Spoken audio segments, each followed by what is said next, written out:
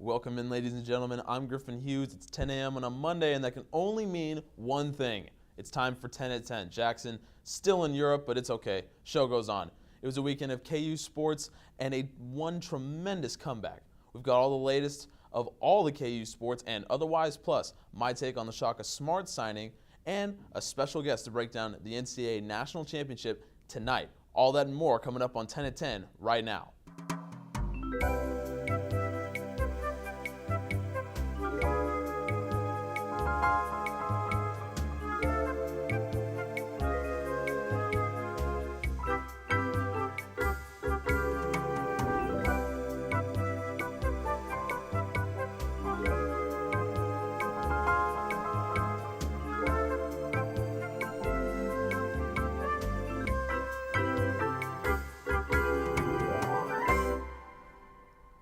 What more can you say about the Sporting KC game other than that it was an absolute instant classic? Last night, KC returned to Sporting Park after a crucial win over NYCFC in New York to take on the Philadelphia Union. Things didn't look promising after an own goal put the Union ahead in the 3rd minute, and by the 19th minute, the Union had grabbed a 2-1 lead. That's where the scoring stayed for the duration of the game as the urgency of Sporting KC grew more and more. Come the 90th minute, KC was in all-out attack mode and almost boiled over when Roger Espinoza, trying to make a play out of the midfield, ended up turning the ball over with no one behind him. Philly on the run-out nearly scored. Took a great save from Luis Marin and an awful shank from the Union's Sebastian Letou to keep the score at 2-1. In the 92nd minute, Benny Feilhaber lined up for a free kick into Philadelphia's box. The Union cleared, but Espinoza was right there to recover and played a high ball into the head of Jalil Anibaba. Anibaba did what he had to do with the ball, and from nearly 18 yards out, he used a header to power the ball into the far post. But the scoring wasn't done. In the 94th minute, with the game tied 2-2, Benny Feilhaber again lined up, this time for a corner. The kick deflected off the backs of 2 Union defenders and onto the waiting foot of Christian Namath, who put the ball away. And that was it. 3-2 Sporting Kansas City after they had trailed until the 92nd minute. Sporting KC played one of the classic games ever at Sporting Park last night, and for our tweet of the day, we've got KC's Sony Mustavar, who came on as a late sub in the contest. I love that win, with a lot of strong arms next to it. Now that says 2 things about the game. One is Sony Mustavar's really happy about the win, which obviously he should be. It was 3-2 after KC went in the 90th minute down 2-1. But I think the strong arms next to it means a little bit more than the I love that win part, just because there's those, big biceps that are flexing and he thinks KC's a really strong team. Regardless, they're playing RSL next weekend after the excitement of that game against the Union. After a disappointing sweep at the hands of Texas to start Kansas softball season, the Jayhawks traveled to Stillwater to take on Oklahoma State at Cowgirls Stadium. While the Cowgirls are not as strong a team as Texas by any means, they still pose a difficult challenge for a Kansas team coming off a sweep by the Longhorns. That being said, Kansas was able to fight back to 500 after sweeping Oklahoma State on the road. 2 of the 3 contests were decided by 1 run, and Saturday's series finale went into extra innings. That's what you're seeing highlights of here. After 2 rough outings in the Texas series, Coach Megan Smith decided Alicia Pilley had thrown a little bit too much. Pilley went the full 7 on Thursday, a game Kansas stole in the top of the 7th with 2 runs to take the lead, and she pitched 6 innings on Saturday after resting Friday. The most exciting game of the weekend was that Saturday game, a rubber match that Kansas took into the 8th inning behind the arms of Alicia Pilley and Sophia Templin. In the top of the 8th, Kansas took the lead off a Daniela Chavez single, and they never looked back.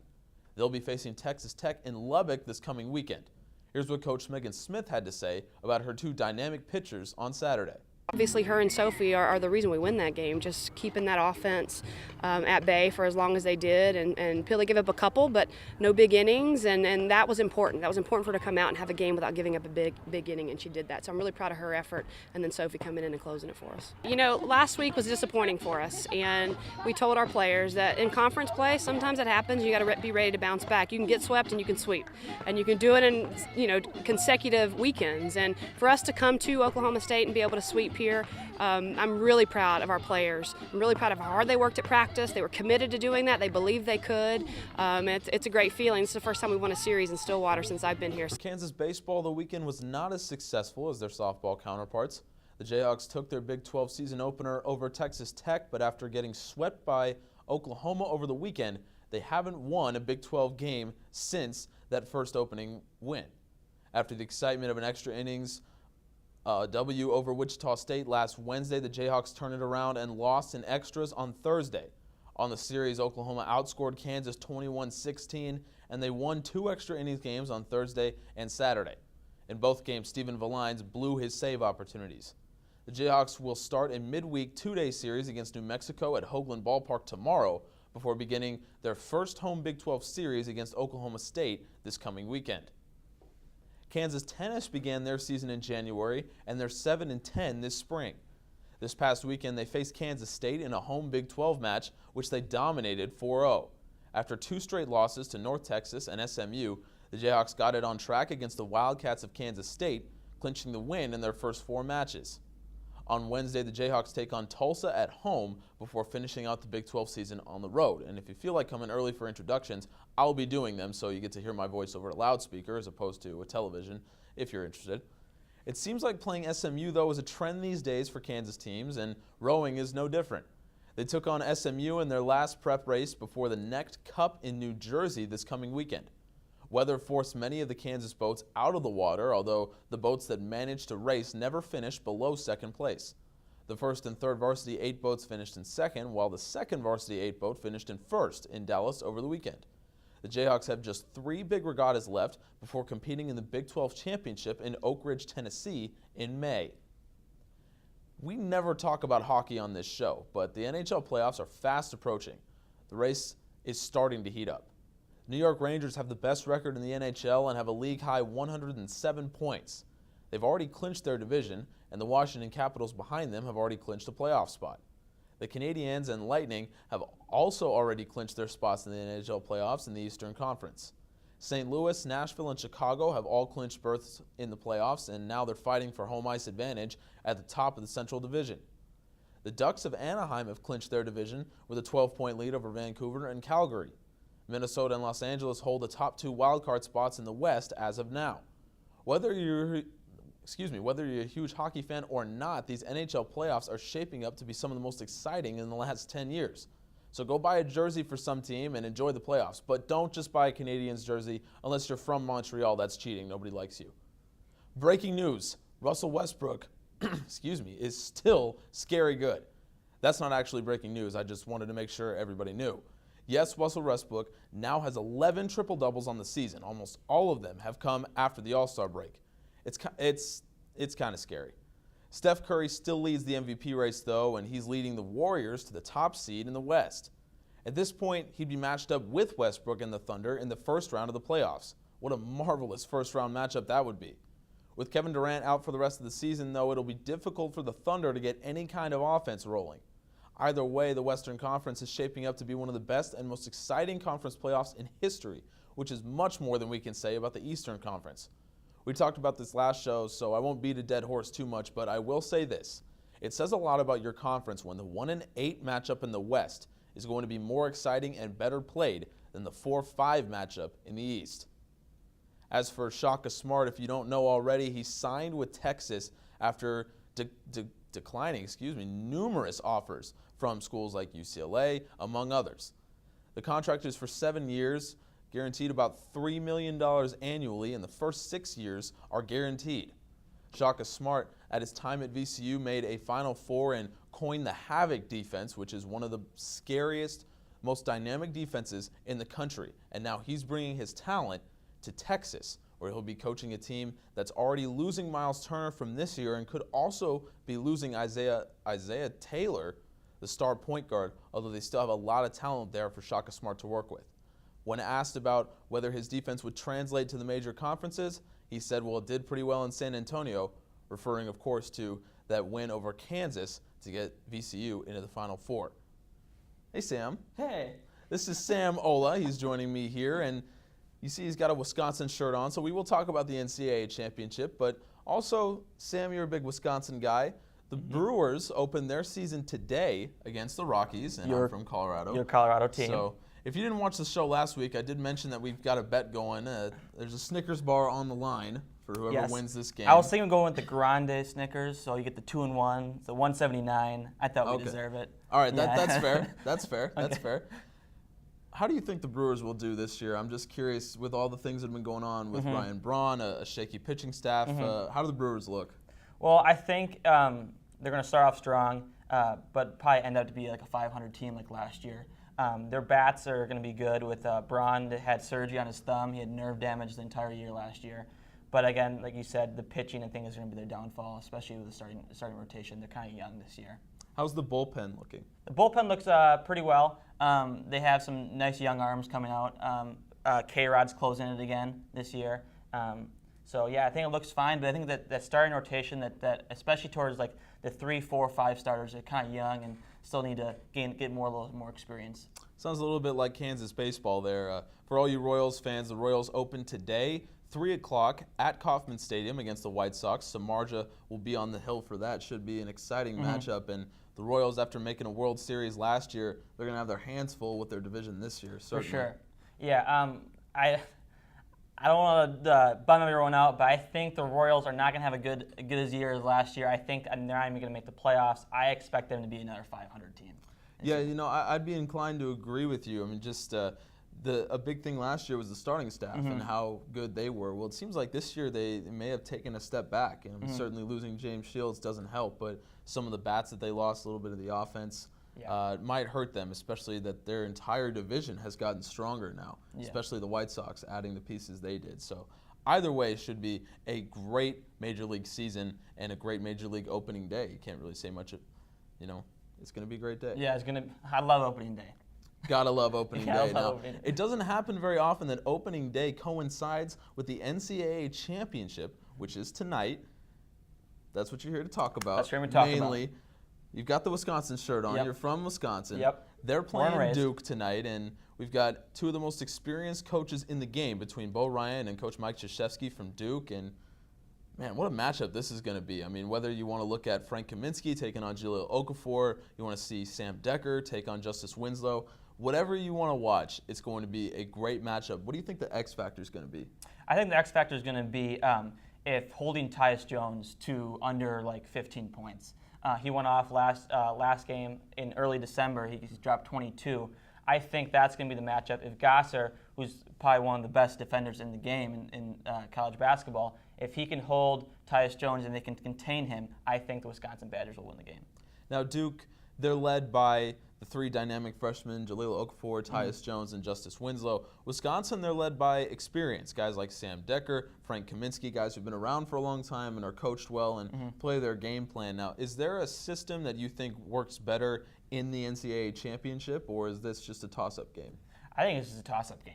I think Duke is obviously well coached with Coach K, so I think the experience there is going to be not an issue. And obviously Wisconsin has tons of experience with being in the Final Four last year and with seniors and juniors stepping up. So between all the matchups that are going on, whether it's Winslow and Decker or Okafor and Kaminsky, Gosser and Jones, is there one that you're most excited to see? I'm actually very interested to see Decker versus Winslow. Decker's been playing out of his mind the last week. He's been taking the ball, the hoop very, very well. He's been shooting it lights out beyond the arc. So that matchup is very interesting to see. Absolutely. I'm really excited to see. It's easy to say, but Okafor against Kaminsky down low. I mean, those are two guys. Have you seen Okafor grip the ball? Yeah. I mean, it looks like a baseball in his hand. It's unbelievable. And Frank Kaminsky, with his length, he can get out. So he'll test the athleticism and the movement of Jahlil Okafor, and Okafor will test the strength of Kaminsky. I'm just really excited for this game, I gotta say. Yeah, for sure. Sad of the day, though. Coach K, 0-3 versus #1 seeds in the national championship. Wow, and you think how many? He's had 4 championships now on his resume, and none of them have been against a 1 seed. Nope. Wow, that's not something that you'd expect. But I mean, Coach K, he broke the 1,000-win mark, so maybe he can break that one too. Are you sticking with Wisconsin in this game? Oh, no doubt. It's going to be a doubt. no-brainer. I got Wisconsin 80-72. Do you think it's going to be a little bit of a higher scoring game in the 80s, 70s? I think it would be a little higher scoring game, even though I think it's just going to come down to free throws, and I think Wisconsin is a great shooting free throw team, and they're going to make the key free throws and win the national championship. You know, I think it all comes down to those foul calls. You're right, and I really hope that the refs just let them bang down low. I mean, these are going to be some great matchups, and And Justice Winslow, he moves so well in the low post. Jaleel Okafor and Frank Kaminsky, it's just going to be one of the more fun matchups really in the NCAA championship in the last 10 years, so I'm just so excited for it. By the way, my prediction, I think Duke takes it, but we'll see. We'll see tonight. That's the fun of the NCAA championship. Next, we've got an interview about the big event, one of the most important and fun events going on at KU every year, so stay tuned for that. You're watching Good Morning KU. Where you go to college makes a statement about you. This place will become a part of you, your identity for life.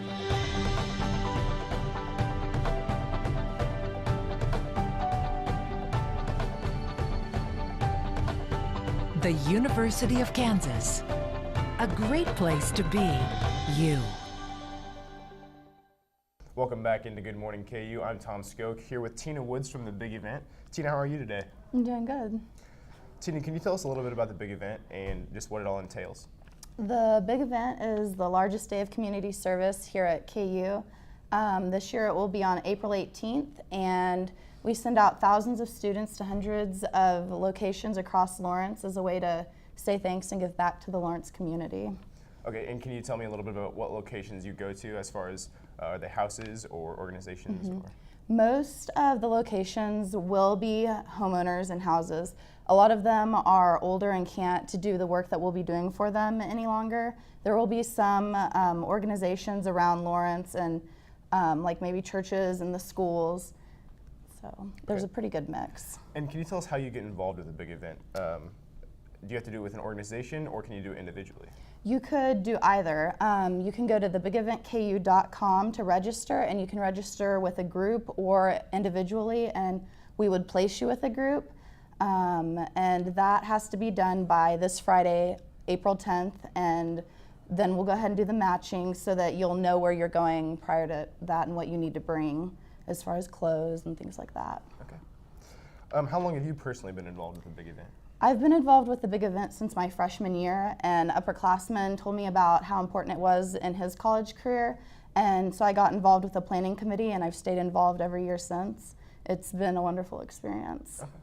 And do you have a favorite part of being involved with the big event? Definitely when I get to talk with the homeowners and just hear how impactful it is for them and how big of a difference it makes in their lives.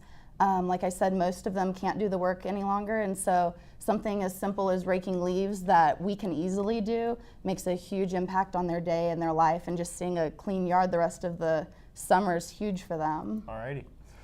That sounds good. We're going to wrap this segment up with a video that you guys brought for us this year, and we hope you guys enjoy that. Thanks for having us. Being a Jayhawk is more than just being a sports fan. It's about being part of a community. And today, we celebrate that. We celebrate the University of Kansas, we celebrate Lawrence, Kansas, and we say thank you to the community. So rock chalk. Jayhawk!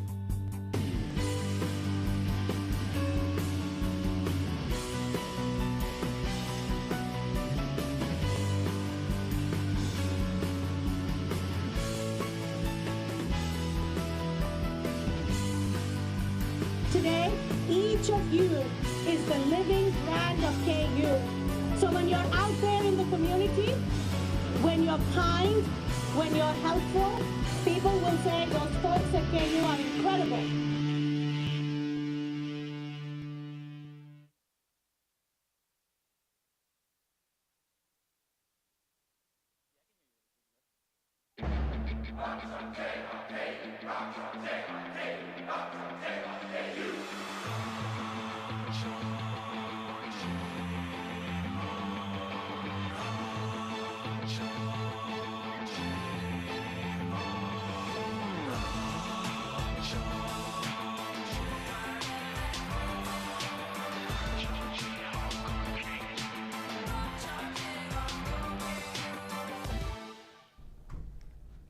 Welcome back. I'm Anna Perano. And I'm Elizabeth Romy. This is your Monday Good Morning KU News Update. The attorneys for both sides in the Boston Marathon bombing trial are preparing to make their closing arguments this week. The prosecution is seeking the death penalty for 21-year-old Dzhokhar Tsarnaev. The defense has argued that it was Tsarnaev's older brother who played the lead role in the bombings. If he is convicted, the same jury will face a new trial to decide if he gets the death penalty or life in prison. The Kenyan military is fighting back after terrorist attacks that claimed 148 people last week. According to the USA Today, Kenyan jets attacked 2 militant camps across the border in Somalia earlier this morning. A Kenyan spokesperson reported that both camps were destroyed. The Rolling Stone story about a brutal gang rape at the University of Virginia is continuing to unravel. Rolling Stone has officially retracted its story after the release of an independent audit that concluded the story had major flaws. The Columbia Graduate School of Journalism found in its audit that the magazine failed to use basic journalistic practice to verify details. KU is still working hard to promote sexual assault awareness, and last Friday, students had the opportunity to hear a well-known YouTube celebrity talk about the subject. Lacey Green is a 25-year-old activist and a famous YouTuber. She is well known for her YouTube channel Sex Plus, which brings a fresh conversation to topics of sex education in a fun way. She also just launched another YouTube channel with MTV called Braless, and so we're really excited to have her here on campus and really talk about an important issue. April is Sexual Assault Awareness Month, and there will be a number of activities occurring both on and off campus. And they've been following her videos for a while now, and they thought that she was really relevant at this period here on campus with what happened earlier with all the accusations of the rape that has been happening on campus. It's a really important issue right now, and we felt that it was the right moment to bring someone like her that can really spark an engaging conversation. The state of Missouri is considering a bill that would put a tax on illegal drugs, but also decriminalize medical marijuana. While the tax on illegal drugs might seem unusual, it is used as a deterrent to drug dealers because it adds a heavy financial penalty to any conviction. 20 other states have laws in place that tax illegal drugs, and 23 other states allow some form of legal marijuana. The contractors of Rock Chalk Park learned of more trouble last week when a subcontracting firm was indicted of an alleged multi-million-dollar money laundering scheme.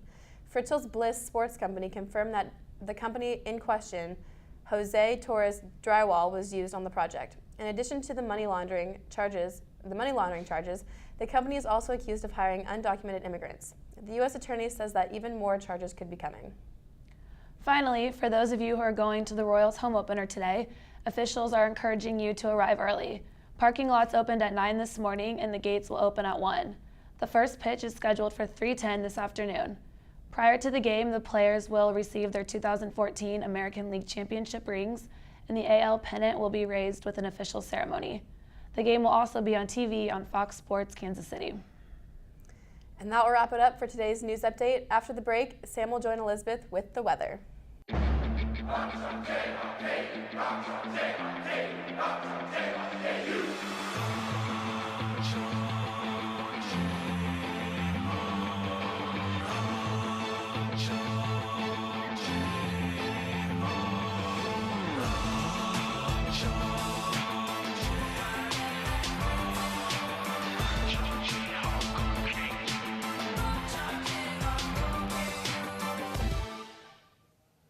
Hi, and we're back.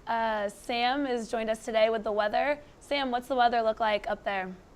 Well, here I'm on top of the Union, and the weather right now is about 55, but cloudy, and it will be cloudy for the rest of the day. All right, so it's cloudy right now, mid-50s. What does the weather look like for the first pitch this afternoon out at the K? Yeah, well, the first pitch is going to be around 68 degrees, but it'll be a cloudy like this right now. It's going to be cloudy the rest of the day, but high is 68. You kind of wish there was a little more sun for opening day, but we'll take the 68. All right, so if you're heading out to the K this afternoon, you might not need your sunscreen. How does the weather look like for the rest of the week? Well, for the rest of the week, it looks pretty wet. On Tuesday, it's going to be 85, but on Wednesday, 81 with thunderstorms. And Thursday is going to be 69 with a chance of rain. And Friday and Saturday also have a chance. Actually going to be sunny with 67 and 72. But Sunday, here's a kicker, more rain on a high of 74. All right, sounds good. So a week of April showers, it sounds like. Yes, indeed. It's going to make it rain like Wisconsin's going to make it rain against Duke in the national championship game today. Oh, wow, confident fan. That's my shooting pose, if you couldn't tell. Wonderful. All right, thank you, Sam. Oh, no doubt. After this, we will be back to discuss. Sam, we're talking about the union this week. We got a few things going on. Jayhawk Inc. on the second floor, they are doing some engraving now, so that can make a great grad gift. And also today, out on the Union Plaza, there is a sidewalk sale. And some other good news, have you ever had a hot dog on Wesco Beach? I haven't. Well, that's coming back on Wednesdays. There's going to be a hot dog cart out on Wesco Beach from 11 to 3. I'm not a big hot dog guy, though. I'm more a turkey dog. You're trying to watch a figure, you know? All right, I understand. Yeah. So yeah, if hot dogs are your thing. And yep, that's about all. Well, thanks for joining us today. We hope you have a great day, great Monday.